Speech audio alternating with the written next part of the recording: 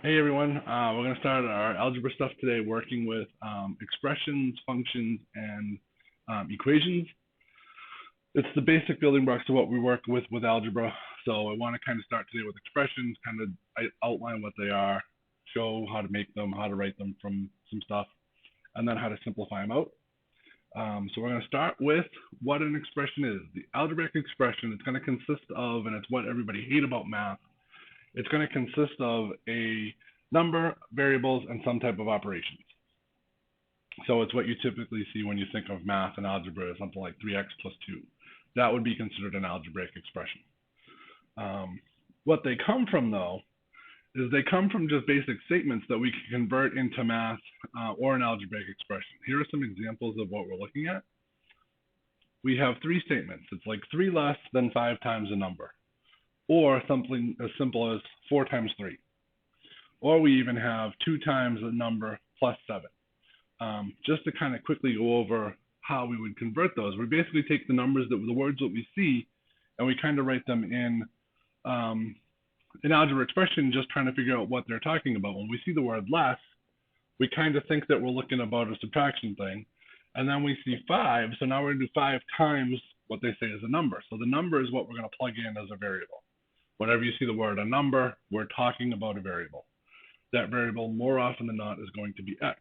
So if I wanted to rewrite this statement, I would have 5 times, and then I'm going to kind of do a cursive x, so it looks different than the times number, the times symbol.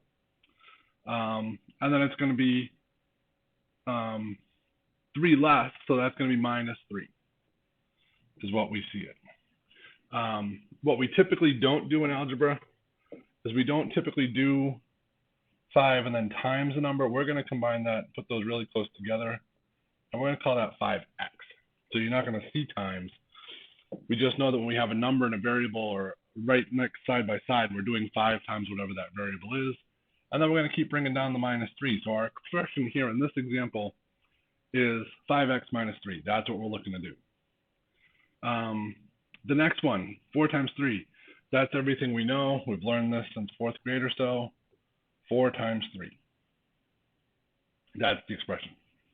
The last one is 2 times a number plus 7. So again, we have 2, we have times. So we're thinking multiplication. A number is we're going to do 2x. So we're 2 times that number x, and then we're going to add 7 to it. So that's what we're looking at when we kind of see what's an algebraic expression. We took a statement in words and converted it into like a math formula kind of thing is what we're looking at.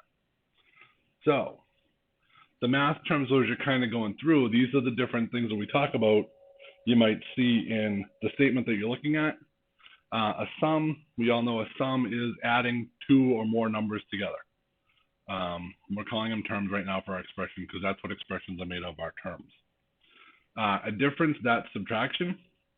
That's going to be taking away one term from another. The product is the multiplication. We're multiplying 2 terms together. And then a quotient is division. We're dividing one term by another term. So as you kind of go through this unit, we're looking at some stuff. If you see those things, remember, oh, that's an addition problem or that's a subtraction problem. Okay. So here's some examples. We had the product of a number and 12. So that's the product. We know it's multiplication. So as we see, our answer is 12x. Our second one was 3 subtracted from a number. Again, a number is going to be the variable, so it's just going to be that variable, x minus 3. Relatively simple things. I'm going to put up some answers from problems for you to try. So we have the statements, kind of go through, figure out what the expression should be, enter that into Edpuzzle, because the video is going to pause here. Enter the answers that you think they are into Edpuzzle, and then you'll come back and you'll check your work to see if you got them right. Okay, so if we worked it right, your first one should be the sum of a number and 24. We're talking sum as addition. That's x plus 24. The second one, half a number minus 19. Half a number. It's a little bit different. We think fractions when we see half, 1 over 2. So we could have written this one 2 ways. We could have done x divided by 2, put that in parentheses, minus 19. Or you could have done x over 2. That's x divided by 2 as well. A fraction is just a different way to write division. So we have x x over 2 minus 19. Either of those could have worked. Number 3, 11 less than the product of a number and negative 4. So we're going to put the negative 4 next to the variable for negative 4x. That's negative 4 times x. And then minus 11, because it's 11 less. And then number 4, a total of 8 times the number and 5. This one's a little different. We don't have one of those terms, but a total, when you see total and, just think addition. So it's 8 times the number, 8x. That's 8 times x plus 5. Hope everybody was able to get those. There are going to be some of them on our quiz in a week. Okay, so now we're going to talk about what the different parts of an expression are. Now that we can identify what an expression is, we have to try to figure out what the parts are. And there are 3 components for each expression. There's the variable term. Obviously, the variable term is the term that contains the letter. It may just be a letter. It may be a letter with a number next to it, but that's the variable term. There may be more than one variable term in an expression, so don't worry about that. If you're ever asked to identify variable terms, you just list every term that has a letter in it. The next one is the constant term. The constant term, again, it's any number that's just present by itself with no variable. So it would be something like +1, -13. That's the constant term. It's just a number by itself with whatever sign appears in front of it in the expression. And then the last component is the coefficient. The coefficient is the number next to the variable in the variable term. So the variable term is made up of 2 parts. It's made up of a coefficient and it's made up of the variable. One thing I want to stress here is when we're talking about the coefficient term and the variable term, a variable term may be 2x. So what this gives me is the whole thing, 2x is the variable term, the 2 is the coefficient. Does that make sense to everyone? The 2 is the letter, 2 is the number next to the variable term. That's the coefficient. One thing I want to point out here is if you just see the term x, that's the variable term. The variable term is x. But what we have to remember is even though there's no number there, it's assumed that there's a 1. So we can assume it's 1 times x, because 1 times any number is just the number. So 1 times 3 is 3. We never write 1 times 3, we'll just write 3 down. Same thing with the variable terms. If you just see x or even a negative x, assume that it's a 1 or a negative 1 that's in front of that variable. So when it asks for the coefficients of the expression, and you just have a variable term in there, just the variable, just x, just y, just z, you're going to still list a coefficient of 1 as a coefficient. Does that make sense? Hope that made sense. Okay, so here's our example. We have to identify parts of the expression from above. We want to identify the variable terms, the constant term, and the coefficient terms, what the coefficients are. So I'm going to go through and I'm going to circle all the variable terms in red. So when I look, my variable terms are anything that has a letter in it. So that's going to be 14x. The other thing you want to do as you're doing this is you need to remember to take the sign with the term. So that's negative 2x. Same thing here. My variable term is negative 5x. The variable term is not just 5x. The variable term is the negative 5x. So I can list my variable terms now. 14x, negative 2x, and negative 5x. So those are our 3 variable terms. Our constant terms, I will do those in blue.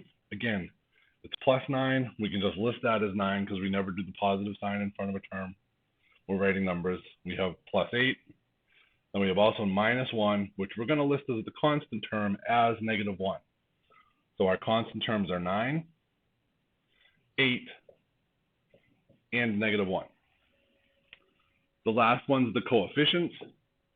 The coefficients are part of the variable term, like we said.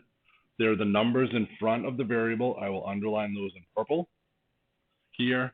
I will circle them in purple up here. Again, when you're looking at the coefficient, you need to take into account any sign that's in front of it. So our coefficients in this example are 14, -2, and -5. That's what you would have for identifying the expressions. Does that make sense to everyone? Okay. Here are some for you to try. It's 4 problems. I want you to go through and identify the variable term, the constant term, and the coefficients. Again, plug them into Edpuzzle with your answers. And then we will move on to the next slide. Again, when you come back, check your answers. Okay, so here's what we should have gotten for our terms. The first expression, our variable terms were 11a and 4a. That's all that's in there are variable terms. So your constant terms would have been none. And then coefficient would have been 11 and 4. You could have listed a constant term as 0 because there really is 0 because we can think of this as plus 0. And the constant term then would be 0, or you could just put none. It doesn't make a difference. You're not going to get it wrong either way. The second one, your variable terms were 6k and k. Your constant terms, again, keeping track of the signs, is -4 and -2. Your coefficients were 6, and like I said before, it's just k. We assume there's a 1 there, so it's 1. So 1 is the coefficient. The third one, your variable terms were 8a, -7b, -2b, and 3a. Your constant term was that positive 1, the plus 1. And your coefficients were 8, -7, -2, and 3. The last one, variable terms, -5p, -2p. The constants were 3 and 13. And your coefficients were -5 and -2. I'm sure everybody got all those correct. So this is the basic building blocks of what algebra is, trying to figure out what the expressions are. Okay, moving on.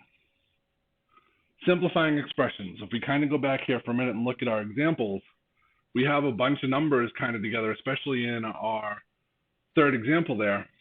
Our variable terms, we have 2 terms each that have an a and a b in it. So what we want to do is we want to have our expressions in the simplest possible terms. We do that by what we call combining like terms. So we're going to combine all common variable or constant terms together to simplify stuff down. So we don't have 2 constant terms in the thing. We're going to put them all down into 1 constant term. So what are like terms? That's a crazy thing that we talk about.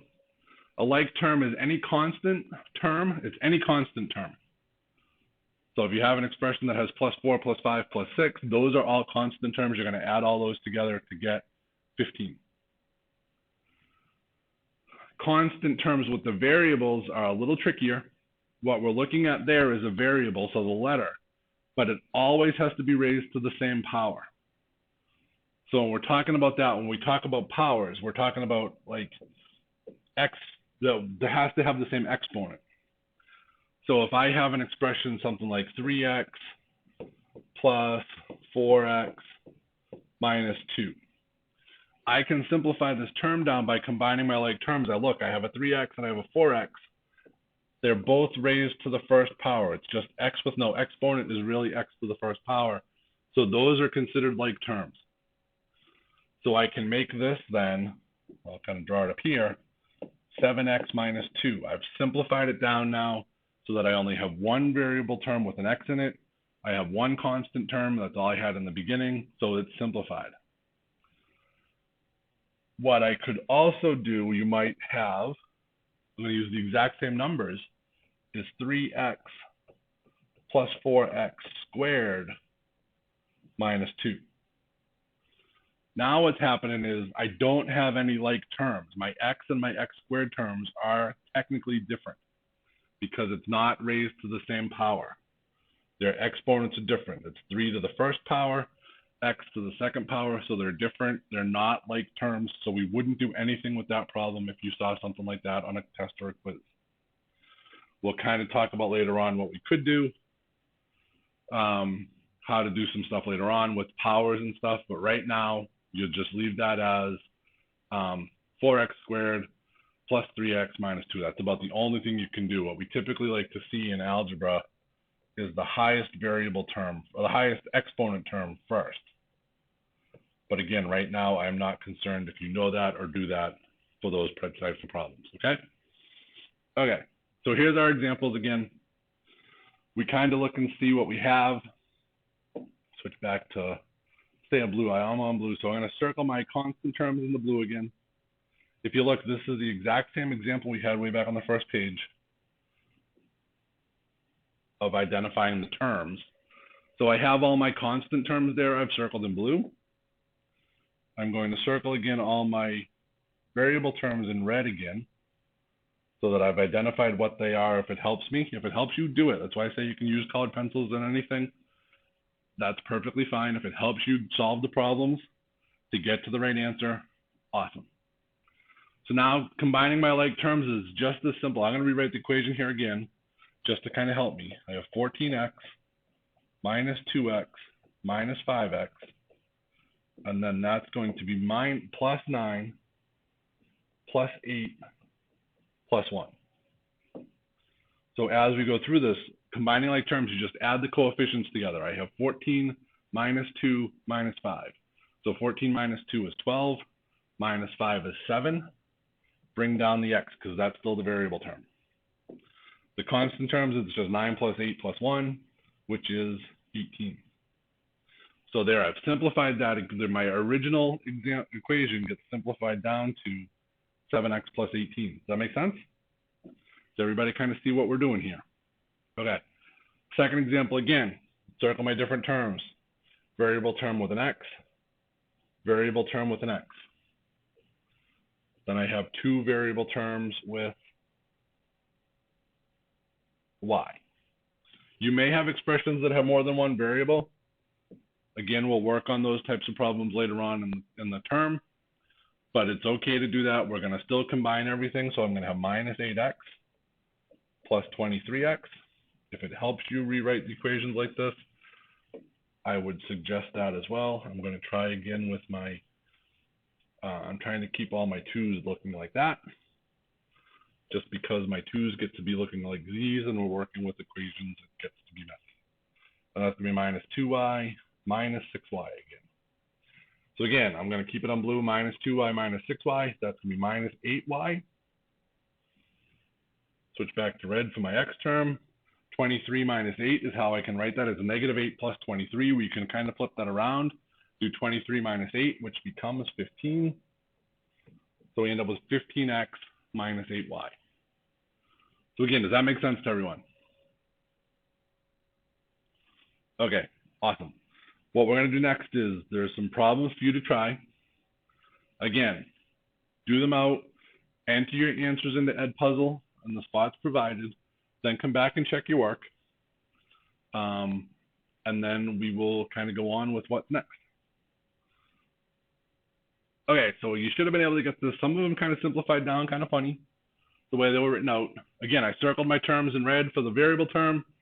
I combined those like terms. I ended up with 6m minus 13 because there was no other constant term. Number 2 was tricky. I circled all my x variables, rewrote the equation, rewrote my equation with my constants. My constants simplify down to negative 21 because negative 12 minus 9 is negative 21. My coefficients on my x terms, though, all kind of netted out to 0. So I wrote that down to 0x just for a step. But we know that anything times 0 is just 0, so that term kind of goes away, and you're just left with negative 21 for your final simplified answer. Same thing on problem 3, worked out the same way. My r terms circled in red, 7 plus 3 minus 10, that works out to 0r again, or 0, yeah, that should be an r, not an s. That should be an r, I apologize. That works out to 0r. My s terms are negative 15 plus 8, so that works out to negative 7. My r term goes away because 0 times r is going to be 0. So I'm left there with negative 7s. Last one, problem 4. Circle my a terms in red. I circled my b terms in blue. Rewrote my equation with my constant plus 2 at the end. That's going to stay all by itself. Combined my like terms. Negative a minus 3a is negative 4a. Negative 5 plus 4 plus 11 worked out to be plus 10b. And that is my final answer. One comment, we try to kind of keep variables in alphabetical order. So if you have multiple variables, you'll still kind of keep them in alphabetical order as you're writing the equations down. It just makes sense. It's just kind of neater. It's easy to read as a math teacher. It's easy to read as a math student. So that's the end of our video today. There's one more question now for you to answer.